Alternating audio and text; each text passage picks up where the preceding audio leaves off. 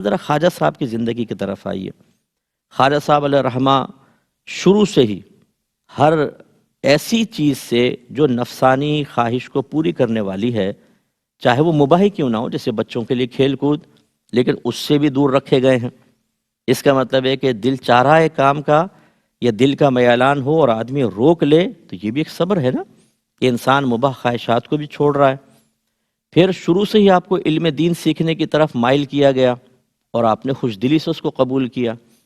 ہمارے ہاں بچے دنیاوی تعلیم کی طرف تو بڑھ جاتے ہیں اور والدین بھی راضی ہوتے ہیں، لیکن اگر بچے کو دینی تعلیم کی طرف لگائیں تو چونکہ شیطان اپنے پورے قبائل کے ساتھ حملہ آور ہوتا ہے، عموماً قاری صاحب کے پاس بچے نہیں بیٹھیں گے۔ آپ یہ دیکھیں، وہ بھاگنے کی کوشش کریں گے، حالانکہ ناظرہ پڑھاتے ہیں قاری صاحب، لیکن قاری صاحب کی شکل دیکھتے ہی بچے گھبرا جاتے ہیں، یہ قاری صاحب کہاں سے آ گئے۔ اور اس کے بعد پھر علم دین سیکھنا، پھر درس نظامی، اسکالر کورسز، پھر اس کے بعد فرض کفایہ علوم سیکھنا بہت ہارڈ ہوتا ہے، لیکن خواجہ صاحب نے ان سب چیزوں کو سیکھا، اپنے نفس کو روکا اور بالکل اس میں کوئی کمپرومائز نہیں کیا نفس کے ساتھ۔ پھر 15 سال کی عمر میں پہنچے تو ایک روایت کے مطابق والد صاحب کا وصال ہوا، بلکہ 15 سال سے پہلے کہتے ہیں ہو گیا، اور پھر 2 سال کے بعد والدہ کا وصال ہو گیا۔ اب یہ اللہ کی طرف سے ایک آزمائش، اس پہ صبر و تحمل۔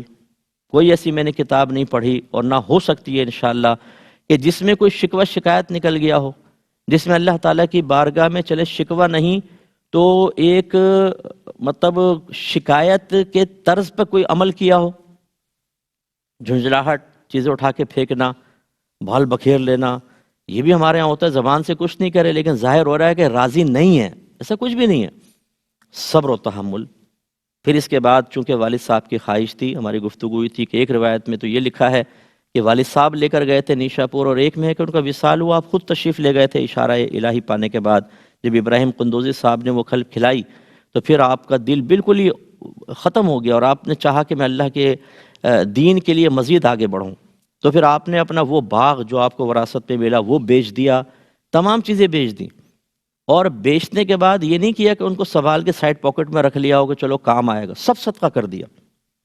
اس کا مطلب ہے اب دیکھیں یہ بھی تو ایک اب معلوم ہے کہ آگے تنگ دستی بھی آ سکتی ہے، سفر بھی کرنا ہے، اور یہ وہ نفوس خدشیت ہے کہ ان کا ہاتھ یوں رہتا تھا یوں نہیں رہتا تھا، یہ تو دینے والوں میں سے تھے۔ خواجہ غریب نواز کہتے اس لیے کہ انہوں نے غریبوں کو نواز دیا۔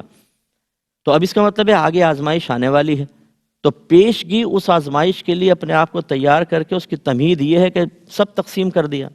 اب یقینی سی بات ہے آگے کیسا صبر کیا ہوگا۔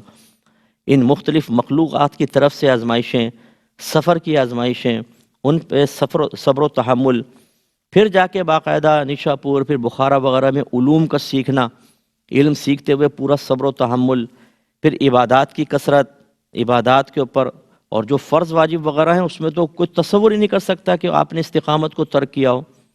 افسوس ہوتا ہے ان جعلی صوفیہ کے اوپر جو روحانی نمازیں پڑھ رہے ہیں اور اس کو مولوی کی نماز قرار دے رہے ہیں، اور زیادہ افسوس ان نادان عوام کے اوپر ہے کہ جو ان کی باتوں کو قبول کر کے ان کو حق سمجھ رہی ہے۔ کیوں نہیں مطالعہ کرتے آپ اپنے اکابرین کا؟ خواجہ غریب نواز رحمۃ اللہ علیہ کے سوانح حیات کیوں نہیں پڑھتے؟ دیکھیے ذرا کوئی ایک نماز جان بوجھ کے قضا کی ہو، اس پہ صبر و تحمل۔ اس کے بعد پھر بیعت ہوئے ہیں، ریاضتیں کی ہیں، تقریباً 20 سال اپنے مرشد کی خدمت میں رہے ہیں، ان کی خدمت۔ پھر اس کے بعد جب آپ مدینہ منورہ تشریف لے گئے اور سرکار کی طرف سے اجمیر شریف جانے کا حکم ہوا، وہ دیکھیے اب آپ کہاں آپ پیدا ہوئے، کہاں جا کر آپ نے تبلیغ دین فرمائی، اس پہ انشاءاللہ ہم مکمل کلام کریں گے۔ لیکن یہ سب چیزیں کیا ہیں؟ آپ غور فرمائیں کہ اگر وصف صبر حاصل نہ ہو تو کیا یہ سب چیزیں حاصل ہو سکتی ہیں؟ نہیں۔ اور اس کا مطلب یہ ہوا کہ خواجہ صاحب علیہ رحمہ کو ہر طرح کا صبر حاصل تھا، اور آپ حقیقتاً کامل صابرین میں داخل تھے۔ بعض اوقات ایک آدمی نمازیں پڑھتا ہے لیکن گناہ بھی کرتا رہتا ہے، نیک عمل کرتا ہے گناہ بھی کرتا ہے، اس کا مطلب ہے یہاں اس کو صبر حاصل ہے لیکن ادھر بے صبری میں مبتلا ہے۔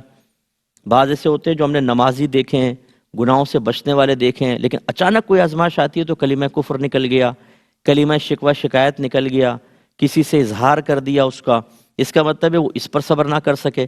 لیکن خواجہ صاحب علیہ رحمہ کی پوری زندگی آپ دیکھیں، ہر طریقے سے آپ کو صبر نظر آئے گا۔ کسی جگہ بھی ایسا نہیں کہ کوئی کلمہ شکوہ شکایت نکلا ہو، دل میں اعتراض پیدا ہوا ہو، اللہ کی رضا پر راضی نہ رہے ہوں، یہ چیزیں آپ کو ان کی زندگی میں نظر نہیں آئیں گی۔